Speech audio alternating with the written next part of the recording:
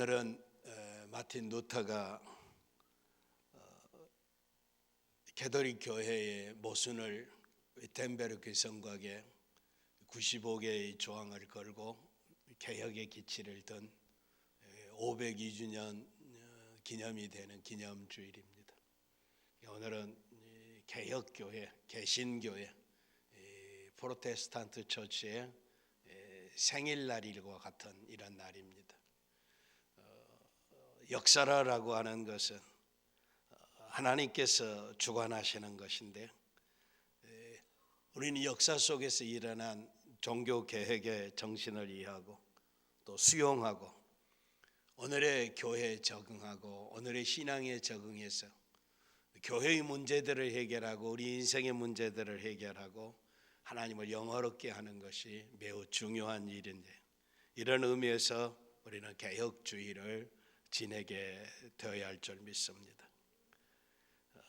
지난 2000년 동안의 역사 가운데서 하나님께서는 주님의 몸된 교회를 어떻게 인도하셨는지에 대한 궁금증을, 역사를 들여다보면 다 이해할 수 있습니다.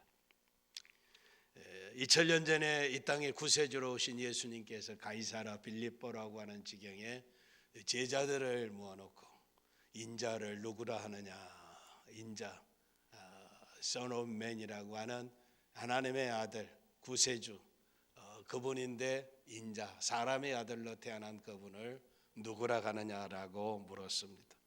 이때 베드로가 주는 그리스도시요 살아계신 하나님의 아들이시니다라고 고백했습니다. 이건 역사상에서 최초의 위대한 고백이 되는 것입니다. 자기 앞에 서 있는 동년배의 젊은이를 향해서 주는 그리스도다, 당신은 나의 하나님이시고 그리스도, 나의 구세주이시고 인류를 구원하신 구원자이시고 그리고 하나님의 아들이다라고 고백을 했습니다. 하나님께서 약속하신 구세주가 지금 내 앞에 서 있습니다. 나는 그를 믿습니다 라고 이렇게 신앙 고백을 한 것입니다. 이때 예수님께서 바요나 시몬아 네가 복이 있도다. 내가 이 반석 위에 교회를 세우리니 음부의 권세가 이기지 못하리라 라고 말씀하시고 천국의 열쇠를 베드로에게 주셨습니다. 그렇다면 이런 위대한 고백을 한 베드로가 아주 신앙의 영웅적인 피가 흘렀느냐, 아주 종교적인 영웅이냐, 충신의 피가 흘렀느냐, 고결한 인격을 가진 사람이었느냐, 결코 아니다는 사실입니다. 그는 평범한 갈릴리의 고기잡이 어부였습니다. 그리고 그는 어떤 때는 비겁한 사람이었습니다. 성급하고 다혈질의 인물이었습니다. 변덕스러웠습니다. 실수투성이었습니다. 나서기를 좋아하는 사람입니다. 그러니 어떻게 보면 결점투성이의 베드로가 이런 위대한 고백을 하게 된 것입니다. 중요한 것은 그리스도께서 교회를 세운 것은 베드로 위에 세운 것이 아니라 베드로의 믿음의 고백 위에, 그 고백을 반석 위에 세우셨다라고 하는 사실입니다. 성경의 역사 가운데 반석은 오직 여호와 하나님만이 반석이십니다. 시편 기자는 고백하기를 여호와는 나의 반석이시요 여호와 외에 누가 하나님이며 하나님 외에 누가 반석이뇨라고 묻고 있습니다. 여호와는 생존하시니 나의 반석을 찬송하며 내 구원의 하나님을 높일지로다라고 찬양하고 있습니다. 그리스도께서 세우신 교회는 반석이신 여호와 하나님 위에 세워진 것입니다. 베드로는 이 반석, 이 기초를 발견하고 여호와를 고백하고, 그리고 베드로도 반석의 한 부분이 되었습니다. 여호와 하나님과 하나가 되었다는 사실입니다. 베드로가 반석이고 그 베드로 위에 교회를 세운 것이 아니고, 반석은 여호와 하나님이시고 그 하나님과 하나 된 베드로의 이 믿음의 고백 위에 교회를 세우셨다라고 하는 사실입니다. 누구든지 베드로처럼 이 진리를 발견하고 고백하는 자는 반석의 한 부분이 되는 것입니다. 그러므로 역사상에서 2000년 전에 가이사랴 빌립보 유대 땅에서 베드로는 첫 번으로 반석의 한 부분이 된 것입니다. 베드로 그 자신이 교회의 기초의 반석은 반석이 아니다라고 하는 사실입니다. 여기서 이제 종교개혁의 시초가 시작이 됩니다. 가톨릭 교회는 이제 초대 교황이 베드로라고 이야기를 하고, 그리고 다음에 이어서 베드로의 대를 이어간 것이 교황이라고 이야기를 합니다. 이것이 바로 개혁자들은 베드로는 반석도 아니었고 오늘 교황도 교회의 반석이 아니라라고, 그것은 비성경적이다라고 주장하고 일어선 것이 종교개혁 운동입니다. 역사에 흑역사라는 것이 있습니다. 흑역사라는 것은 거물 흑자를 써서 이제 이 역사는 참으로 비참한 역사, 처절한 역사, 검은 역사다라고 하는 사실입니다. 마치 우리 한국의 근세사에 일본이 36년 동안 우리나라 모든 정치, 경제, 사회 모든 주권을 다 박탈해 가버린 것은 우리 인류 역사의 근세사의 흑역사입니다. 2000년 종교 역사 가운데 이제 로마 캐톨릭이 중세 천년에 이제 교회를 통치했던 것은 바로 종교의 흑역사입니다. 이 흑역사는 교황이 정치 권력을 잇고 세상의 왕을 통치하고 세상 나라의 지배자로 역사했던 것입니다. 그래서 당시에 이야기하기를 교황은 하늘에 떠 있는 태양이고 왕은 밤하늘에 떠 있는 달과 같은 것이다. 교황이 빛을 비추어 줄 때 세상의 권력이 역사한다라고 하는 의미입니다. 그래서 절대 권력을 교회가 휘두르고 수많은 여인들을 붙잡아다가 마녀라고 불 속에 집어넣어서 화형을 시켜버리고, 교회가 하나님의 말씀에 안에 서지 아니하고 미신적인 요소로 가득 차 있었습니다. 뿐만 아니라 이제는 성전이라고 하는 거룩한 전쟁이라고 하는 이름을 해서 십자군 전쟁을 일으키고 1차, 2차, 3차, 5차, 7차에 이르도록 수많은 젊은이들을 전쟁터에 내보내고 피 흘려 죽게 하고 가정을 파괴했습니다. 심지어는 나중에 성당을 짓기 위해서, 빌딩을 짓기 위해서 돈이 부족하니까 천국의 티켓을 팔기 시작했습니다. 이 표를 사면 어떤 죄를 저질렀어도 용서함을 받는다.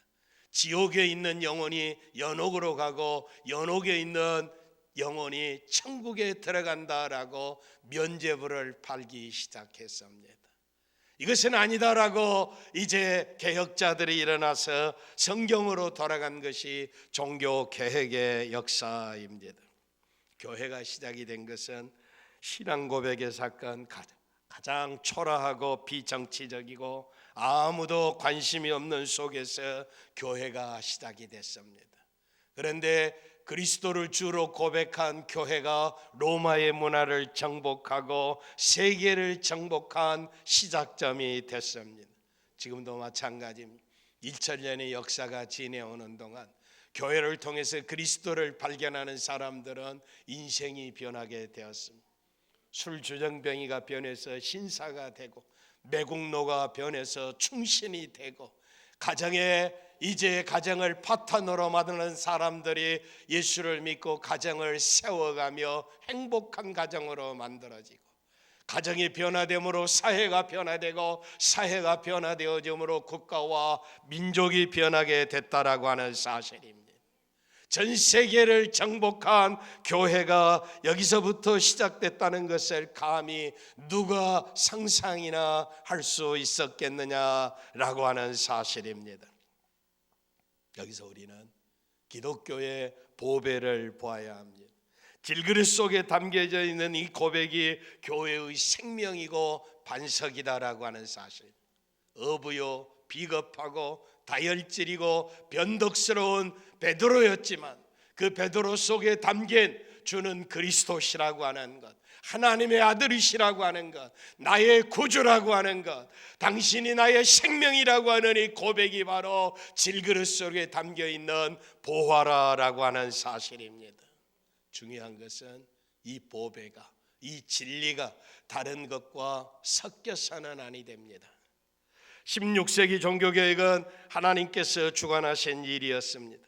루터를 포함한 신실한 종교개혁자들은 하나님께서 교회의 주체이심을 잊지 아니했습니다. 이것은 개혁자들의 모토였을 뿐만 아니라 먼저 살았던 신앙의 선배들, 예수님의 제자들의 고백이었습니다.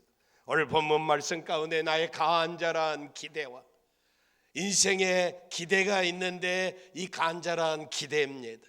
인생에 소망이 있는데 이 소망, 나의 기대와 나의 소망이 아무에게도 부끄럽지 아니하고 오직 정과 같이 이제도 온전히 담대하다라고 하는 사실입니다. 내가 기대하는 것이 있다는 사실입니다. 내가 소망하는 것이 있다라고 하는 사실입니다. 이것이 내 전에도 가졌고 지금도 가졌고 담대하게 이야기할 수 있다라고 하는 사실입니다. 이 사도 바울의 믿음의 고백이 무엇입니까? 이 기대가 무엇입니까? 이 소망이 무엇입니까? 살든지 죽든지 내 몸에서 그리스도가 존귀되게 하려 하는 것이다 라고 하는 사실입니다. 내게 사는 것이 그리스도니 내가 죽는 것도 유익하다라고 하는 사실입니다.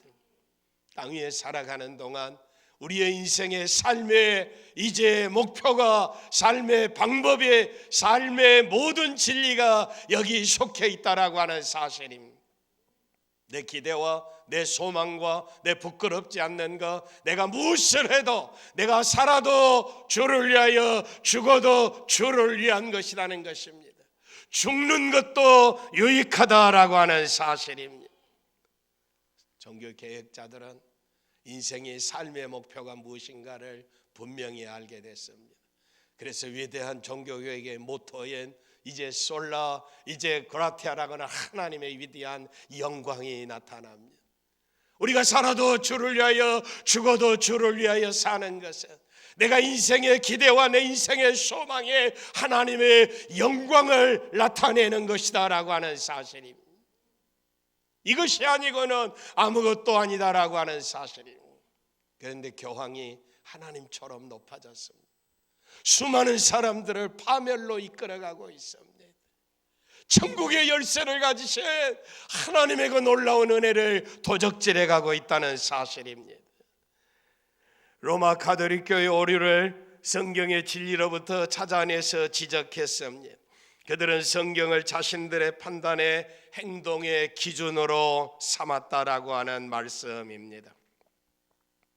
초기에 개혁자들은 성경에 비추어 보아서 중세 가톨릭 교회의 오류가 잘못이 무엇인지를 지적하는 일에 집중했습니다. 중기와 후기의 개혁자들은 성경이 말하는 올바른 교회의 모습은 어떤 것인가에 대한 연구를 하게 되었습니다.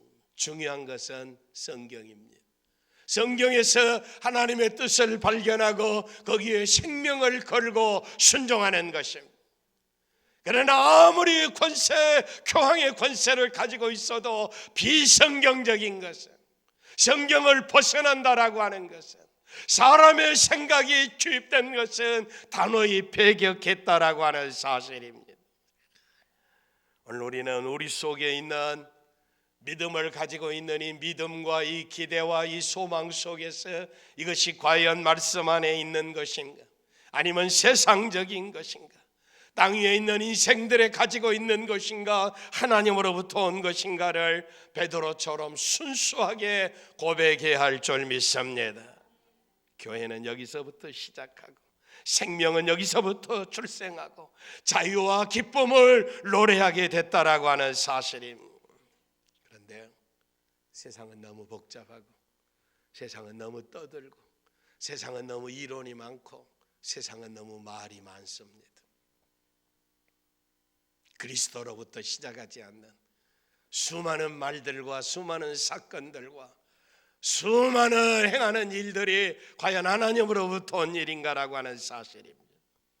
우리는 그리스도 안에서 침묵하고 가장 비정치적으로 순수하게 십자가에 피 묻은 복음만을 가지고 주의 영광을 나타내는 일에 앞장서야 할 줄 믿습니다. 그리스도를 사랑하는 마음만이 이 시대를 정복하고 저들에게 참 자유를 줄 수 있다는 사실입니다. 교회는 성경을 벗어난 다른 소리를 내서는 아니 됩니다. 성경을 벗어난 어떤 일도 추구해서는 아니 됩니다. 우리는 절대 성경 앞에 정직해야 합니다. 우리는 영웅이 아닙니다. 우리는 세상을 변화시킬 수 있는 능력을 가진 사람이 아닙니다. 그리스도인은 세상이 좋아하는, 세상이 박수치는 그리스도인을 꿈꾸어서는 아니 됩니다. 이 길은 좁은 길이요 십자가를 통하는 길입니다. 예수님이 나의 주님이시다는 것은 내 자신을 부인하는 것입니다. 그리고 내 십자가를 지고 주님을 좇는 것입니다. 우리는 나의 영광을 위해서, 나의 이익을 위해서, 나의 생애를 위해서, 나의 행복을 위해서, 내 아들, 딸들을 위해서 예수를 팔아먹고는 있지 않는가 돌아봐야 할 줄 믿습니다. 개혁자들은 오순절 사건과 함께 시작된 초대교회로부터 시작된 신약교회를 보존하시는 하나님의 대리자의 역할을 했습니다.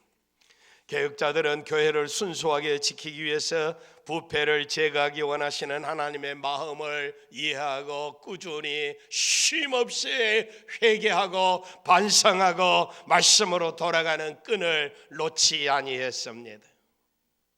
16세기 종교개혁은 중세의 암흑기를 마감하는 시기에 성경에 입각한 참교회의 모습을 갖추기 위한 몸부림이었음을 기억하시기를 바랍니다. 성경이 무엇입니까? 성경은 하나님의 말씀으로 그리스도를 통해서 죄인들을 구원하시는 구원의 역사를 기록한 하나님의 말씀입니다. 성경의 중심적인 가르침이 무엇입니까? 성경은 계속해서 하나님이 부르시고 사랑하고 오라고 부르지만은 계속해서 불순종하고 죄 가운데 빠지고 부패하고 하나님을 떠나고 세상을 짝하고 살아가고 있지만, 그럼에도 불구하고 하나님은 약속에 신실하셨어요. 모든 삶 속에 개입하셨어요. 그들의 삶의 길을 열어주시고 천국의 문을 열어주시고 구원의 영광을 누리게 하시는 사랑의 하나님을 보여주는 것이 성경의 역사입니다. 교회를 통해서 구원의 역사를 이루어 가시는 하나님이 우리의 마음에, 우리의 가슴에, 우리의 머리에 가득 찰 때 우리는 이 힘을 가지고 사랑하고 충성하고 죽어도 좋다고 다름질쳐갈 수 있을 줄 믿습니다. 믿음의 사람들이 움직이는 원동력은 내 명예에 있지 않습니다. 내 이름에 있지 않습니다. 내 이익에 있지 않습니다. 권력에 있지 않습니다. 재물에 있지 않습니다. 하나님이 영광을 받으시는 일이라면, 그리스도의 사랑을 실천하는 일이라면, 구원의 역사를 이루리라면 주여 내가 여기 있나이다고 내 자신을 드리는 것인 줄 믿습니다. 이것이 우리가 관심을 가져야 할 일입니다. 개혁의 필요성을 느끼는 것은 지금 이 상태로는 미래를 맞을 수 없다는 것입니다. 개혁은 새로운 역사를 시작하는 것이 아닙니다. 현재 있는 것을 변화시켜서 새로운 미래를 맞이하는 것입니다. 개혁이라고 하는 것은 거칠은 황무지에 가서 새로운 땅을 발견하고 거기에 새로운 집을 건축하는 것이 개혁이 아닙니다. 오늘 여기 있는 쓸모없는 인생, 쓸모없는 집들, 다 무너져가는 집들을 새로운 상태로 만들어내기 위해서 수리하고 보수하고 멋진 집으로 만들어내는 것이 개혁이다라고 하는 사실입니다. 예수 믿으면 인생이 변화되게 돼 있습니다. 예수 믿으면 가정이 변화되게 됐습니다. 거짓말하는 사람이 진실해지게 돼 있습니다. 불의한 사람이 의로운 길을 걸어가게 됐습니다. 세상밖에 알지 못하는 인생의 영원한 나라를 보게 된 줄 믿습니다. 다 사라져버리는 안개 같은 세상이 아니라 영원한 영광의 나라를 본 사람들이라고 하는 사실입니다. 개혁의 정신은 성경에 가르치는 믿음의 원리와 유사합니다. 히브리서 11장 1절에 믿음은 바라는 것들의 실상이요 보지 못하는 것들의 증거라라고 말씀하고 있습니다. 교회 개혁이 지닌 독특성은 믿음으로 과정을 진행하는 것입니다. 개혁을 능히 이루게 하는 것은 현실에 대한 강력한 반감이나 배타적인 생각이나 무서운 비판이나 정죄나 심판으로 이루어지는 것이 아닙니다. 내가 비판하고 내가 정죄하고 내가 소리치고 부패하고 썩었다고 악하다고 소리쳐서 변화되는 것이 아닙니다. 종교개혁은 역사를 주관하시는 전능하신 하나님의 인도에 민감한 자들이 자신을 하나님 앞에 내었고 내 자신이 변화되어지고 그리고 하나님의 영광을 나타내는 영적인 계획이며 신앙의 개혁이다라고 하는 사실입니다. 내가 개혁되어지지 아니하거나 어느 누구도 개혁할 수 없다는 사실입니다. 내가 변하지 아니하고 어떻게 내 가정을 변화시킬 수 있겠습니까? 내가 변해야 내 아들이 변하고 내가 변해야 내 딸이 변할 줄 믿습니다. 내 가정이 변해야 사회가 변한다는 사실입니다.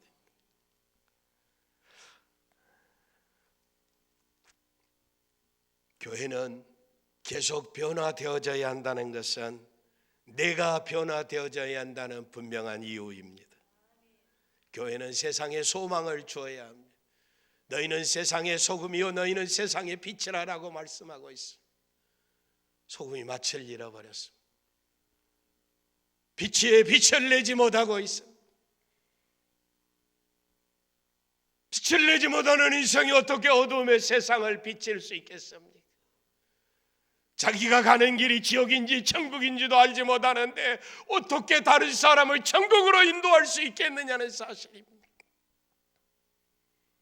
자기의 인생에 구렁텅이에 빠져서 엉망진창인데 누구를 행복하게 하겠느냐라고 하는 사실입니다. 만일 개혁이 나의 방식, 나의 생각대로 주장하게 버려둔다면 개혁을 포기하는 것이 낫다고 말씀하고 있습니다. 왜 그렇습니까? 내가 원하는 나의 방식, 내가 주장하는 나의 생각, 나의 방식은 또 다른 방식을 불러오기 때문입니다. 교회의 개혁을 주장하면서 나의 방식을 고집하는 경우라면 아예 개혁을 그만두는 것이 낫다는 사실입니다. 잘못된 개혁을 시도한 결과는 끊임없이 개혁의 대상이 되기 때문인 것입니다. 오늘 세상을 보시기를 바랍니다. 말씀이 기준이 아니하고 사람들의 생각과 철학과 이론과 이념이라고 하는 이데아에 빠져서 다 멸망해 가고 있습니다. 요즘 한국을 망치고 있는 것 중에 하나가 여론입니다. 군중을 이용하는 결정적인 도구입니다. 수많은 대중에게 혀를 주고 수많은 대중에게 망치를 주고 그리고 충동질하고 때로는 유순하게도 하고 노래도 부르게 하고 춤도 추게 하고 때로는 이제 자살하고 생명을 던지게도 하고 있습니다. 그래서 못된 신학자들은 군중의 소리가 곧 하늘의 소리요 성령의 소리라고 이름도 얼굴도 없는 무책임한 군중들을 부추기고 있습니다. 군중은 얼굴이 없습니다. 이름이 없습니다. 책임을 지지 않는다는 사실입니다. 때로는 군중의 홍수처럼 들불처럼 번져가기도 합니다. 그러나 거기에는 누구도 책임을 물을 수가 없습니다. 여론이 군중을 선동하고 불평을 터뜨리는 분노하게 하는 군중이 분노하면 무질서하게 되고 무질서하면 군대가 출동하고 군대가 출동하면 피가 흘려지고 세상에 이제 비참한 역사가 일어나는 것입니다. 세계 근대 역사상에서 이념이라고 하는 것이 얼마나 비참한 것인가. 레닌이 볼셰비키 혁명을 일으켜서 자기의 동족 소비에트 공화국에 3천만 명을 죽였습니다. 노동자여 단결하라, 프로레타리아 단결하라, 부르주아를 다 쳐없애버리라. 우리가 못 사는 것은 저 자본주의자들 때문에, 부르주자 때문에 못 산다고 하는 사실이. 기독교는 결코 하나님이 없다고 하는 무신론자들, 사회주의자들, 유물론자들은 하나가 될 수 없다는 사실을 기억하시기를 바랍니다. 휴전선 너머의 북한 땅에, 그리고 압록강과 동한강 아래의 북한 땅에 남한에 오는 비가 북한에도 오고 저 중국 땅에도 비가 오고, 남한에 부는 바람이 남쪽에도 불고 중국에도 불고 북한에도 불고, 남한에 오는 비가 압록강 이북에 중국에도 불고 북한 땅에도 비가 오고 있습니다. 왜 그들은 그런데 2천만 동초가 먹을 것이 없어서 굶어 죽어야 합니까? 하나님이 없다고 하는, 하나님을 인정하지 않는 세계. 평양의 장대영 고개에 김일성 동상이 서 있는 곳에 주기철 목사님이 심호하셨던 장대현 교회입니다. 교회를 부셔버리고 거기에 김일성을 세우고 하나님이라고 공경하는 나라가 잘 될 수 있겠느냐는 사실입니다. 저와 여러분이 만약에 북한 땅에 태어났다라면 이렇게 자유롭게 예배드릴 수 있겠는가? 이렇게 하나님을 찬양하며 믿음의 삶을 영위할 수 있겠는가? 저 사회주의 국가 지금도 20만 30만 명 넘는 그리스도인들의 수용소에 갇혀서 짐승처럼 살고 있다는 사실입니다.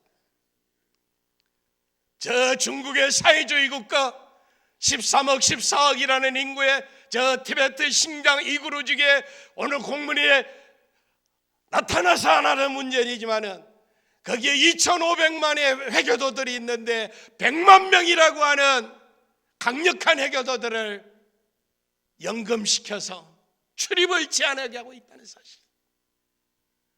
이게 하나님이 없다고 하는 사람들이 하는 짓거리입니다. 결정적으로 인간이 세상을 통치하게 되면 비참하게 되는 결과를 우리에게 보여주고 있습니다. 우리에게 주신 이 자유, 이 평화, 이 번영, 이 발전이 하나님의 은혜인 것을 확신하시기를 바랍니다. 이건 이념이 아닙니다. 이건 철학이 아닙니다. 이건 사상이 아닙니다. 이건 반기독교적입니다. 반기독교적이라고 하는 것은 결정적으로 하나님을 경외하는 것이 없다는 사실입니다. 하나님의 제1계명은 나 외에 다른 신을 내게 두지 말라라고 말씀하고 있습니다. 사회주의자들, 공산주의자들, 무신론자들, 유물론자들은 이 계명을 파괴해버린 것입니다. 하나님의 말씀을 파괴해버린 자들은 행복할 수가 없습니다. 창조주 하나님에 대한 반역입니다. 세상 어떤 곳에서도 하나님을 떠나서는 진리를 발견할 수 없습니다. 인간이 하나님이 된 세상입니다. 오늘 내 자신을 바라보고 오늘 교회를 바라보고 내가 참으로 순수한가? 예수 그리스도가 진정으로 나의 주님이신가? 저는 나의 그리스도이시고 나의 구세주이신가를 확인하시기를 바랍니다. 오늘 이 교회의 주인이 그리스도이시고 오늘 이 교회의 머리가 그리스도이시고 오늘 이 교회에 하나님의 참 하나님이신가를 발견하시기를 바랍니다. 베드로처럼 사십시다. 바울처럼 사십시다. 요한처럼 사십시다. 예수님의 제자들이 하는 것처럼 사십시다. 내가 살아도 주를 위하여 죽어도 주를 위하여, 예수를 위한 것이라면 죽어도 좋다고 하는 믿음을 가지고 사시기를 바랍니다. 교회가 개혁해야 할 일이 무엇입니까? 성경이 지시하시는 교회의 모습을 회복하는 것입니다. 하나님은 성경을 통하여 자신이 원하시는 교회의 모습에 대해서 구체적으로 설명하고 지시하셨습니다. 성경에 있는 교회 모습을 기준으로 정하게 되면 현재 변형하고 이제 망가지고 바꾸어진 것들이 보이게 될 것입니다. 그래서 성경에 벗어난 것이면 고쳐야 합니다. 반드시 성경으로 돌아가야 합니다. 성경으로 돌아간다는 것은 개혁한다는 것입니다. 개혁하는 것은 초대교회로 돌아간다는 것입니다. 개혁을 영어로는 리폼이라고 그럽니다. 형태가 있습니다. 그런데 리라고 하는, 다시라고 하는 형태, 옛날 초대교회로 다시 돌아가는 것입니다. 사도의 가르침을 받아 모이기를 힘쓰며 전혀 기도에 힘쓰며 유무상통하며 믿는 자들이 날마다 더하게 하는 교회가 되어야 할 줄 믿습니다. 말씀대로 세워진 초대교회가 역사적인 흔적을 남겨 그 흔적을 따라 살아야 한다는 사실입니다. 마틴 루터가 1517년에 종교개혁의 횃불을 들었습니다. 그가 기독교 역사를 근본적으로 변화시켰던 개혁의 현장에서 지녔던 그의 태도가 어떤 것인가를 알아야 합니다. 그는 결코 다른 사람이 가지지 않는 강심장을 가진 것이 아니었습니다. 루터가 당시 교회가 부패했다고 지적했을 때 당시의 교황의 세력들이 국회에 불렀습니다. 웜스 국회에 불렀을 때 유명한 이야기가 있습니다. Here I stand. 내가 여기 서 있다라고, 나는 하나님 앞에 서 있다라고 하는 사실이 절대 권력을 가진 자들 앞에 서 있는 것이 아니라 하나님 앞에 서 있다는 사실입니다. 사람들이 절대 호의적이지 아니었습니다. 많은 사람들이 루터를 옹이한 것도 아니었습니다. 그러나 그는 하나님이 함께 하신다는 사실, 하나님이 이루신다는 사실, 하나님의 역사의 주인이라는 사실을 알고 하나님 앞에 다 맡겼습니다. 그의 마음은 단순했습니다. 그가 바라봤던 교회의 현실이 성경에 가르치는 교회의 모습과 전혀 달랐습니다. 16세기 교회의 개혁은 한 개혁자가 드린 순간 헌신으로 이루어진 것이 아니라 루터와 같은 생각을 가진 많은 동역자들이 이제 생겨났고 결국 교회를 개혁하게 되었습니다. 개혁자들의 배경과 관심은 조금씩 달랐지만 개혁의 현장에서 일하시는 하나님의 일꾼이라고 하는 정체성은 변함이 없었습니다. 개혁의 주체는 절대 하나님이셨습니다. 교회는 하나님이신 것입니다. 자기들은 조연에 불과하다는 사실입니다. 역사를 이루시는 절대 하나님을 돕는 조연자라고 하는 사실입니다. 하나님이 드러나도록 하는 것, 땅 위에 살아가는 동안 하나님의 나라의 일꾼은 하나님의 나라가 세워지는 것에 쓰임받습니다. 내일 새벽부터 천국의 일꾼이라는 주제를 가지고 아담도 아브라함도 이삭도 야곱도 모세도 다윗도 솔로몬도 다 살펴보기를 원합니다. 하나님의 나라의 일꾼은 어떻게 일했는가, 어떻게 해서 성공하고 어떻게 해서 복을 받았는가를 보게 될 것입니다. 그리고 하나님의 나라의 일꾼과 나를 비교해보고 나는 어떤 형편인가를 보기를 원합니다. 우리가 다 알고 있는 아담이고 다 알고 있는 노아고 다 알고 있는 아브라함이지만 말씀에 내 자신을 비춰보기를 원합니다. 그리고 하나님의 나라의 일꾼이 되어서 바로 하나님을 섬기기를 원합니다. 네가 땅에서 무엇이든지 매면 하늘에서도 매일 것이다. 네가 땅에서 무엇이든지 풀면 하늘에서도 풀리리라고 말씀하고 있습니다. 이것이 교회에 부여해준 하나님의 권세입니다. 이 교회를 통해, 이 기도회를 통해 우리의 인생의 문제들이 다 해결되기를 원합니다. 기적이 창출되기를 원합니다. 성령으로 충만하기를 원합니다. 은혜와 은사들로 넘치기를 원합니다. 감사와 감격으로 충만한 역사가 말씀 안에서 이루어질 수 있기를 바랍니다. 교회는 성경을 따라서 이 세상을 위해서 해야 할 일을 해야 하고 해서는 아니 될 일을 가르쳐야 할 것입니다. 그리고 하나님의 뜻을 가르쳐서 진리의 햇빛을 높이 들어야 할 줄 믿습니다.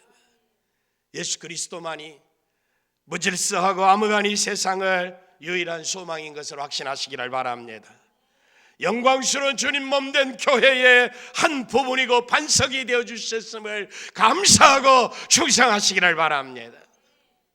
세상의 죄와 슬픔, 사망의 권세를 이기신 권세를 가진 교회의 지체가 되고 그 영광스러운 교회를 섬긴 복을 주신 그리스도와 은혜의 반석이신 여호와 하나님의 사랑과 이 진리를 깨닫게 하신 성령 하나님의 교통하심이 저와 여러분 가운데 영원히 함께 하시기를 바랍니다.